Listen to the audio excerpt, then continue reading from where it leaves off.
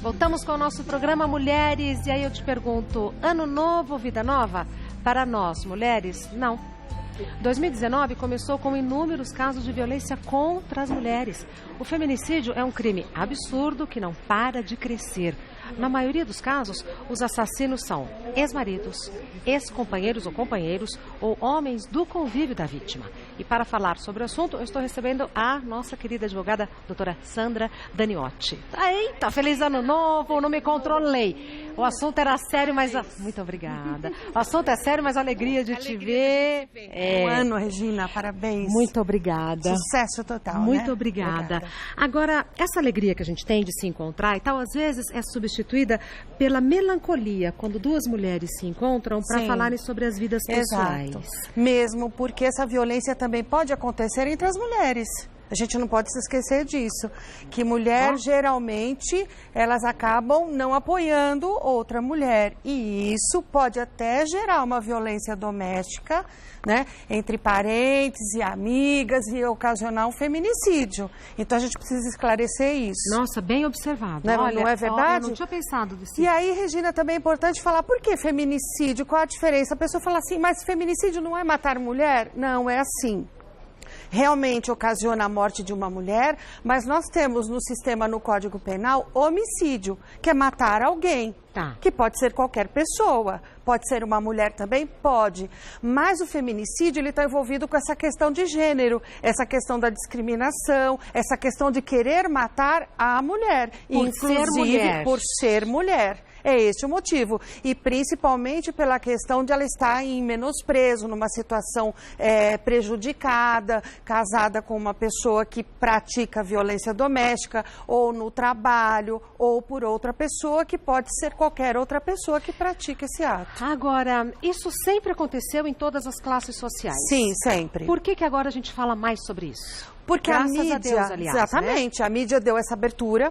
E o que é importante saber, por que existe, o feminicídio, ele foi incluído no Código Penal para agravar essa pena de quem mata uma mulher por questão de gênero. Então, incluiu o inciso no Código, no artigo 121, que é do Código Penal, que fala do homicídio, para dizer o seguinte, se trata de um crime hediondo, onde a pena é grave e você não vai poder cumpri-la em liberdade. Então, já começa o cumprimento da pena em regime fechado. Quando que isso aconteceu, que entrou para o Código Penal? Nós tivemos, vem avançando essa situação, todo mundo sabe a Lei Maria da Penha, que é em razão, o nome já leva o nome da vítima, que graças a Deus permanece viva, né, que se sustentou muitos anos passando violência doméstica e que nós temos a lei que favorece hoje as mulheres.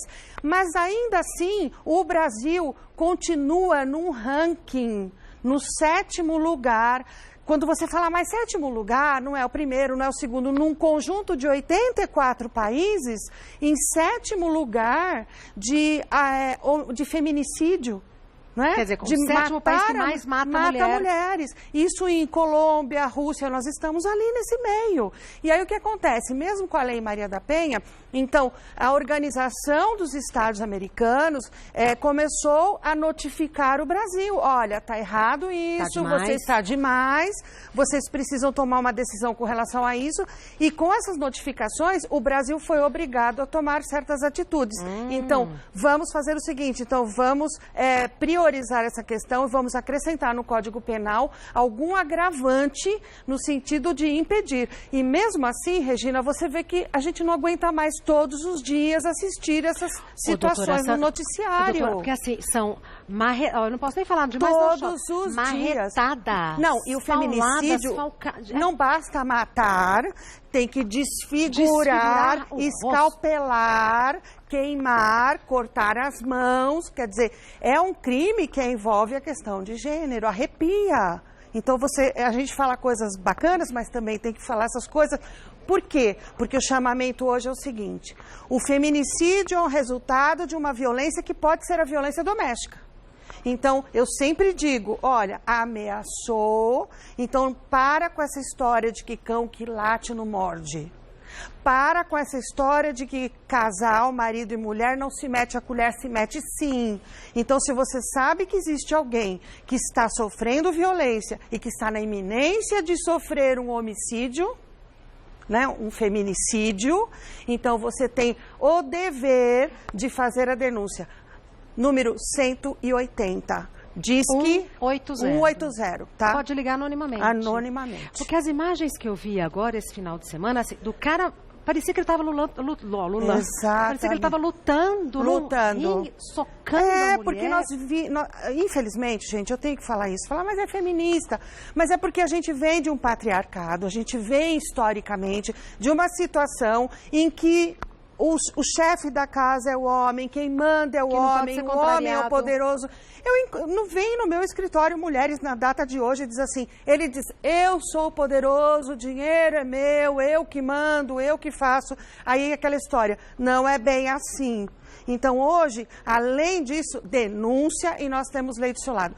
O que eu digo, Regina, às vezes vem uma pessoa e vem e reclama e diz assim, não, mas eu vou tentar, porque a família... Você pode contar, ou não aparece mais porque ele já matou, porque tomou atitude, ou porque está desfigurada, ou se vem depois de 1 ano, ou 6 meses, às vezes não demora muito, vem numa situação muito pior. Para de querer ser psicólogo, manda para um psicólogo, manda para um psiquiatra, para um profissional, mas não queira fazer esse trabalho porque ele vai te matar. Meu Deus. É essa a crua realidade. Meu Deus. Então você diz, doutora, mas você está sendo muito forte. Sim, mas é assim que você tem que dizer. Porque as pessoas precisam acordar para isso. Tá. Nós precisamos parar de assistir esses noticiários dessas mulheres que morrem todos os dias. Quem gosta de ver isso, né? Então a gente precisa dar um basta. Vamos às perguntas do pessoal lá. de casa e a gente vai esclarecendo as dúvidas à medida que elas forem aparecendo. A primeira pergunta foi enviada pela Marta. Sofro constante violência. Se eu sair de casa, perco a guarda dos filhos e o patrimônio? Boa pergunta. Não perde a guarda, porque, Regina, às vezes a pessoa está sofrendo violência. Tipo, começa assim, se você me trair, eu vou te matar. Olha, você tá saindo, não quer que saia para trabalhar, não quer que tenha contato com parentes, amigos e tudo mais. Chega um ponto que se torna insustentável. As ameaças são grandes e as ameaças também, vamos falar, aproveitando, é o seguinte, se você sair de casa, você perde a guarda dos filhos. Se você abrir a boca para alguém que eu te bati, você não tem nada. Você não trabalha, você não tem como sustentar, depende de mim. Gente, eu estou falando o que é verdade. E aí diz assim, aí a mulher fica assim, nossa, eu não tenho como criar meus filhos. Então, não perde a guarda. Primeiro lugar é a sua integridade física e dos seus filhos. Se não tem a casa de um parente, um outro lugar que você pode ir para ser acolhido, então busque a Delegacia de Defesa da Mulher, onde vai ser encaminhada para um núcleo onde você vai ser acolhido em sigilo, que esse endereço não vai ser comunicado, e inclusive lá já se pode pedir, por exemplo, a pensão alimentícia, já sai o pedido, aí você vai ter que entrar com o pedido da guarda, mas tudo já levando em conta essa questão da violência doméstica. Porque eu imagino que quem está nessa situação de fragilidade tem medo de tomar um passo e fica mais fragilizada ainda. Sim, e as ameaças?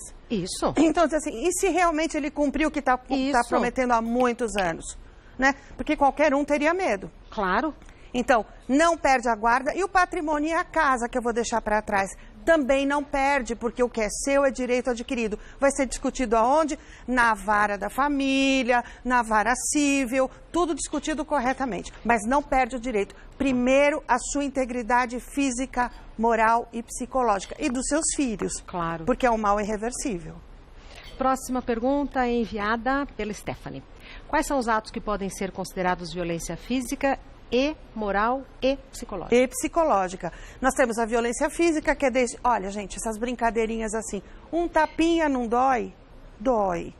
Então, assim, qualquer... Segurar firme, eu já vi. Segurar firme, assim. Exatamente.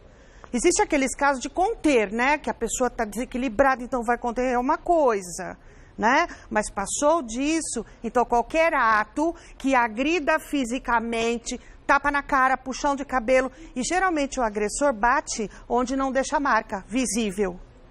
tá? Que fica por baixo da roupa. Só quando ele tá afim de matar mesmo, que aí é no rosto, né? Então, aí no caso, quando tem essa questão da raiva, da ira contra o gênero e quer humilhar demais, então desfigura a vítima, que é para deixar marcas visíveis. Humilhação. Humilhação, exatamente, humilhação. Então, veja, qualquer tipo de agressão física. Além da agressão física, então nós temos aí sua burra, sua ignorante, sua isso, sua aquilo, que eu não vou falar mais os nomes, você não presta para nada, você é isso, você é aquilo. Isso vai introjetando de uma tal forma que ainda que a pessoa tenha alguma condição de trabalho, de vida, lógico, ela se abate, porque a autoestima vai lá para baixo. Então, e aí afastar de todo mundo para não ter esse convívio, para não ter essa condição, para sair dessa situação, né? Então, essa é uma situação moral que atinge a questão moral e psicológica. Então, e sabe o que é mais interessante? É que as pessoas que estão passando essas agressões, geralmente, elas não conseguem entender que se chama violência doméstica ou violência contra a mulher. Porque fala, não, mas é porque é o jeito dele. Não, mas é assim, mas depois passa, me pede desculpa. E as marcas que ficam, né? Então, procure entender se esse sistema que está acontecendo dentro da sua casa, dentro da sua família, se trata de uma violência. Procure um profissional, né? Que profissional? Um psicólogo. Um psicólogo, às vezes na escola, as psicólogas, a pedagoga da escola traz alguma informação que o aluno está agressivo. E elas já querem saber por quê. Por quê? Porque o filho vê isso em casa e reproduz na escola. Às vezes um passo eu já vi acontecer, da própria psicóloga da escola já dá o encaminhamento, né? Então hoje tem o CRAS, o CREA, que são órgãos do governo, que tem, inclusive tem Hospital Mandaki, tem grupos de apoio que atendem as vítimas de violência, que você pode fazer uma terapia, né? E vai se descobrindo e vai criando força para sair desta situação, porque precisa de força. Claro. Se a família não apoia, os amigos não apoiam, o agressor em cima, quer dizer, a pessoa não vai nunca conseguir sair dessa situação. E é uma história que começou supostamente pelo amor, então é muito difícil admitir fracasso. Exatamente, e por isso que eu digo, quem ama não bate. Então, assim, essas brincadeiras que começam com tapinha, depois eles vão para chute, depois te derrubam no chão, luta, essas coisas. Gente, uma coisa é uma coisa, outra é outra. Então, procure manter respeito para não chegar nessa situação. E aquela história, bateu uma vez, vai bater sempre. Tá, vamos continuar com as perguntas, daqui a pouquinho a gente volta. Vamos continuar com as perguntas para a doutora Sandra Daniotti. A pergunta da Cláudia é direta. O que é violência patrimonial? Olha que legal essa pergunta. A violência patrimonial, quando você, por exemplo, percebe que... São vários casos que a mulher diz assim: doutora, eu tenho um patrimônio, nós temos isso, temos aquilo, terreno, casa, carro, tal, tal, tal. Tudo bem. Onde está que você tem a matrícula? Não tenho. Matrícula do imóvel, né? Que aquela certidão não tenho. Tem alguma coisa no seu nome? Não tenho. Colocou no seu nome? Não, não colocou no nome. Tá tudo no nome dele. E os carros? Não, ele só colocou um carro, outro. Tá tudo no nome dele. Você tem certeza que tá com ele ainda? Não, não tenho. E os documentos, onde ficam? Fica na empresa ou na casa de... Não sabe onde está, né? E as correspondências? Geralmente as correspondências não vão para casa, vão para um outro endereço, que é justamente para a pessoa não ter esse acesso. Então, começa, compra e vende. Isso acontece principalmente com aqueles que não são casados, vivem em regime de união estável, sem ter feito, ratificado isso em cartório. Compra bem só no nome de um. E aí compra, vende, porque aí não vai precisar da assinatura, porque consta lá como solteiro. Gente, isso não é um caso, são vários. Então, quer dizer, quando a mulher, mas e aquele terreno lá que... Não, eu vendi. Mas como ela você vendeu, eu nem assinei? Não, não precisava assinar. Não, nem sabe, nem fica sabendo. Isso é violência patrimonial. O que a gente pode fazer numa situação dessa? Que aí é o que interessa. Então, no caso de violência doméstica, então você já sabe que pode ter uma violência patrimonial, que é o quê? Sumir com patrimônio, dificultar. E fora os casos que ele subtrai de dentro de casa objetos pessoais da pessoa, tipo notebook, joias, etc, etc. Some com o carro da vítima. Então, isso é violência patrimonial, quando fala de bens patrimônio, materiais, né? Então, o que se pode fazer?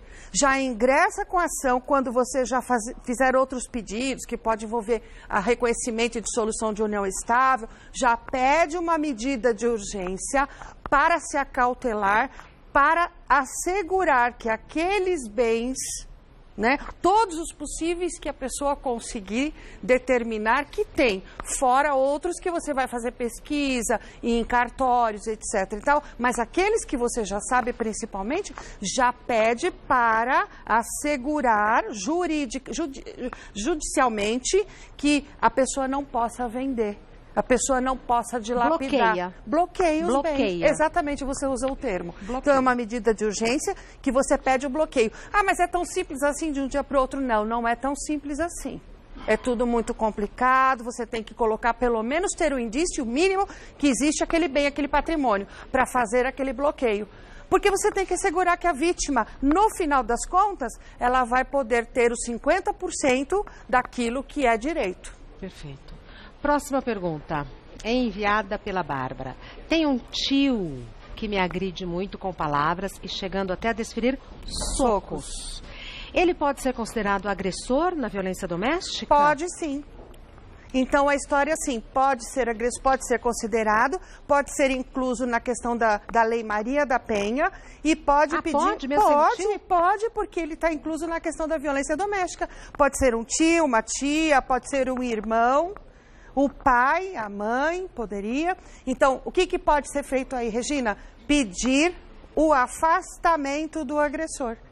Até o limite de 200, 100, 200, 500 metros. Eu já vi. 500 metros depois vai discutir no tribunal, para quem já passou por isso. Ah, é muito, né, vai ter que atravessar a rua de qualquer jeito. 200 metros no mínimo. Por quê? Isso impede que a pessoa se aproxime. Aí você vai me perguntar. Ah, mas mesmo tendo a medida protetiva, que é esse o nome de 200 metros, ele pode se aproximar, ele não deve, sob pena de responder por isso, mas ele pode ter que ser comunicado imediatamente para que ele seja recolhido. Comunicado seja preso. às autoridades. Delegacia da mulher onde foi feito o boletim, o comunicado. Eu tenho duas perguntas para fazer, mas vou deixar para o fim para a gente priorizar a pergunta do pessoal de casa. Estou tão feliz que eu estou esclarecendo tudo isso, porque eu não aguento mais ver a mulherada vítima de violência. Eu não aguento mais ligar a televisão cedo e assistir essas coisas. A gente chora. Sim, Regina. Eu estou muito feliz hoje de todos os programas que a gente faz, muito, mas hoje nós estamos tendo um trabalho muito específico, que é levantar a autoestima dessa mulherada e dizer assim, olha, levanta a cabeça e vai... Indicar os caminhos. Os caminhos. Andréia, o que acontece se o agressor descumprir as medidas protetivas? Se ele descumprir, vai preso. Ele pode responder de 6 meses a 3 anos e tem que comunicar à Delegacia de Defesa da Mulher aonde você fez a medida protetiva, onde você pediu a medida protetiva, onde você lavrou o boletim de ocorrência. É comunicar imediatamente. Então, por exemplo, chega uma cliente e diz assim, doutora, mas ele passou na rua. Eu digo, não pode, na porta de casa. Não pode. Faça outro caminho. E eu sou bem clara nesse sentido. Faça outro caminho, porque sabe que 200 metros, então, estava no portão, passou do outro lado e olhando, ameaça. Então, comunique imediatamente. Vai preso, tá? E vai responder por crime de desobediência. Tá certo? A gente está com um problema no telão, porque se não caiu uma chuva, vai cair uma chuva. Aqui na Paulista, tá caindo. Já, a gente está escutando. Eu só escuto os trovões, sim, né? Sim. Tá caindo uma chuvarada? Olha lá! Nossa! As árvores vêm... Nossa! Deus muito permita... calor, né? Então... Deus permita que não aconteça nenhuma tragédia de alagamento e tal. Olha, que horas começou a chuva? Faz uns 5, 10 minutos. Parece que eu senti até um ventinho frio. Olha o que é psicológico, né? Só de olhar. Olha, doutora Sandra, sim. A câmera tremendo. Bom. A gente diz assim, graças a Deus que nós estamos acolhidos, seguros, né? Pensar naquelas pessoas que infelizmente não, os animaizinhos, né? O Rogério, que é o protetor. Então, bom, vamos continuar. Se pifar, eu tenho as minhas perguntas aqui na cabeça. Vamos fazendo as perguntas e vamos solucionando. Isso. Essa a gente já respondeu, né? Se o agressor descumprir as medidas protetivas. A Júlia, o que uma mulher deve fazer se for vítima de agressão? Comunicar à autoridade policial imediatamente. Não esperar, bateu no olho, vai esperar o outro, não. Já toma atitude, porque isso não poderia acontecer. No mínimo, o que vai ser chamado, vai para participar de grupo de apoio, mas ele está com problema, toma remédio, tem problema financeiro. Tá, então vamos ver se realmente foi um caso esporádico e tal, ou se então você não vai ficar esperando. Hoje tomou um soco, né? Foi agredido, amanhã a gente não sabe. Então, cortar o mal pela raiz, imediato. As minhas dúvidas é um comentário, uma observação que eu sempre escuto de homens e mulheres. Certo. A mulher vai lá, presta queixa porque foi agredida, mas aí resolve dar uma segunda chance. Em função dos filhos, em função da crença no arrependimento dele e tal. Qual o problema de dar a segunda chance? Sendo que a agressão foi só uma vez, nem foi tão violenta assim e tal. Eu entendo assim, Regina, vamos lá, duas coisas. Nós temos a questão da lei e eu tenho a questão como pessoa. Isso. Então, como pessoa, como profissional, eu já aconselho assim, agrediu, já é um problema mas estudando a situação, nunca aconteceu e tal, toma remédio ou passando por uma situação difícil. Então, concorda em fazer um tratamento compulsório? Quer dizer, concorda em ser compulsório? Não, mas assim, então vai ter que fazer um tratamento. Vamos tratar a família. Você concorda? Então vamos fazer um acordo judicialmente, a família inteira vai se tratar. Então não deixar passar batido. Não deixar. Agora, na lei Maria da Penha, nós tivemos um agravante, que foi em 2016, que diz o seguinte, independente da vontade da vítima, o Ministério Público encampa essa ação e vai seguir o processo crime. Quer dizer, fez a denúncia, não é mais da conta da alçada da mulher, virou assunto do Estado, exatamente. Então o Estado tutela aquela vida e ele diz assim, olha, porque o que acontecia muito era isso. Inclusive conosco, vai lá, faz a representação e tudo mais, diz, mas doutora, eu não quero mais, mudei de ideia e tal. Então hoje, independe da vontade da vítima e da nossa vontade, diz assim, entrar com uma petição e dizer assim, olha, não quer mais continuar. Epa, não é assim. Então vamos chamar o casal, ele vai ser chamado, ele vai ser ouvido, ele vai ser julgado pelo crime que ele cometeu, entende? Então, hoje tem que se pensar duas vezes antes de praticar uma violência. Porque, Regina, e tem aqueles, infelizmente, profissionais inescrupulosos, assim, não, vai lá e agrada, dá um presente e tal, pede para ela tirar a queixa. Tipo assim, é isso. Então, aí as mulheres então às vezes os agressores estão sendo bonzinhos, entre aspas, por orientação do profissional. Muitas vezes. Pede perdão de joelho, chora, aquela coisa toda. Tô cansada de ouvir essas histórias há muitos anos. E aí depois vem outra agressão. Com certeza. Essa é uma questão que me ocupava. Outra, o nosso programa tem público das mais diversas idades. Sim. Crianças pequenas que assistem com as vós, com as tias e tal, de todos os gêneros. Que bom, né? O que a gente pode falar, porque até agora a gente falou para a mulher que já vive essa situação de violência. Para essa geração que está começando na vida, que está tomando noção de tudo que pode acontecer, que alerta que a gente pode dar? Que as pessoas têm que ser respeitadas, independente dessa situação de gênero.